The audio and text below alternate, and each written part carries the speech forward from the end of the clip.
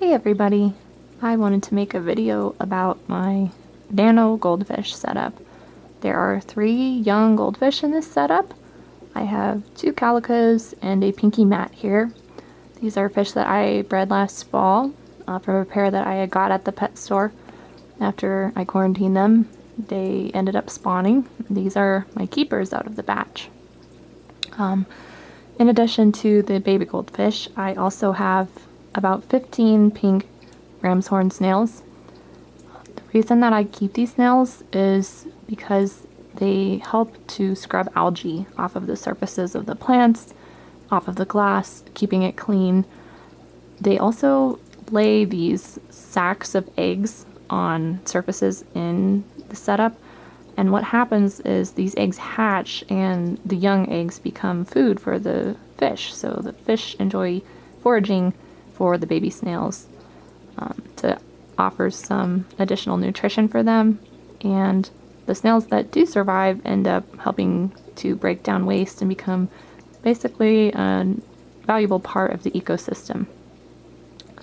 I also have a golden mystery snail. You can see him kind of in the bottom left-hand corner there, a small one, and he's mostly there just because I thought he was cute. I also have some Melantho pond snails in here. I don't know if you can really see any right now, but those pond snails are very quick moving snails. They're useful for getting in tiny crevices and finding uneaten food, cleaning that and breaking it down. They also eat algae and any kind of film that would grow at the surface of the water. Sometimes people who have plant filtered setups struggle with having a biofilm at the top, which is basically a layer of, I think, protein, and as that builds up it can cause issues with oxygen exchange. So the pond snails help keep that down. Typically ram's horn snails can help with that biofilm also, but I just have pond snails and so I added them to this setup. This is a plant filtered setup, meaning I do not have a filter on this vase. It is a 1 gallon vase, by the way, which is, most people would say, too small to be able to keep more than, a betta in, if that. But in this setup I do have 3 fish and a lot of snails. I'm going to see how it goes. It's not my first nano setup. Before, I have set up another nano goldfish setup, which was very successful for a long time. And I always like to start with a layer of soil as the substrate. I used a mineralized soil substrate for this vase, meaning I used just plain topsoil and then I added some minerals to it to help nourish the plants and help buffer the water. The plants that I have in this setup are duckweed, which it's at the top there of this vase.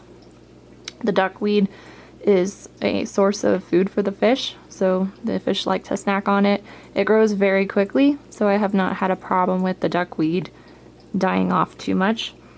The other plants that I have in here are hornwort, which is the plant that's kind of floating at the top there with the fine needle-like leaves. That plant is very good for outcompeting algae for nutrients and oxygenating the water. I also have some Alodia in here, also known as anacris. It has kind of a fluffy leaf pattern that goes around it. The plant is poked into the gravel where it grows a root system. And that plant I really like because it provides a lot of oxygen into the water. Sometimes when there's a lot of light hitting the plant, it will produce a very fine stream of oxygen bubbles that come up to the surface. Pennywort is another plant that I have in here. It's the plant that has the circular leaves. I have about 2 stems of that in here. That plant is neat because it grows underwater and also out of the water. So once it hits the surface, it can continue to grow out of the water. And plants that grow out of the water are more efficient at removing ammonia and nitrate than submerged plants. The other plant that I have in here is dwarf sag, and that is the plant that's kind of in the middle. It has the fine tapered leaves. it is a rooting plant, so it has roots that anchor into the substrate. And then in the back I have a few stems of Rotala rotundifolia that is growing in, hoping it's going to perk up a bit. It was a little stressed from being transplanted. Lighting is another factor that's important in this setup. I have this vase on a north-facing window. It does not get very much natural light in that position, so I have an LED full spectrum light in a lamp above this setup. But that's literally the only electricity usage for this little vase here. I think that pretty much covers everything that I wanted to talk about in this video. It has been 1 week, so this is the 1 week update of this setup having been active. Some people, when they first start a vase or any kind of a planted system, they will try to cycle the tank. They will spend weeks before they ever add fish. Not so with this. In my case, I added fish the same day. So I put the fish in when I set it up and added the plants. I've been testing the water every day to make sure that it stays safe for the fish. I had nitrates show up about day 2, in addition to a trace amount of nitrite. And I have been performing some water changes on a daily basis to keep the nitrites low for the fish. And the reason that I think I have nitrites is because soil, when it is freshly submerged, often gases off ammonia and nitrite both. Sometimes it can be both, sometimes it's one or the other. But because I had nitrates day 2, that was a good indicator that the system is very close to being stable. So until it stabilizes, I am performing the 50% water changes. The nitrites have gone down.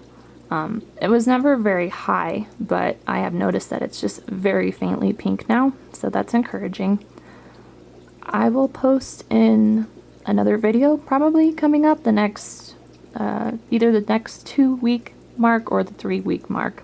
I'll come up with an update and tell you how the water is on this, because I have had some folks asking me about updates on water quality in a setup that's this small. So thanks for watching.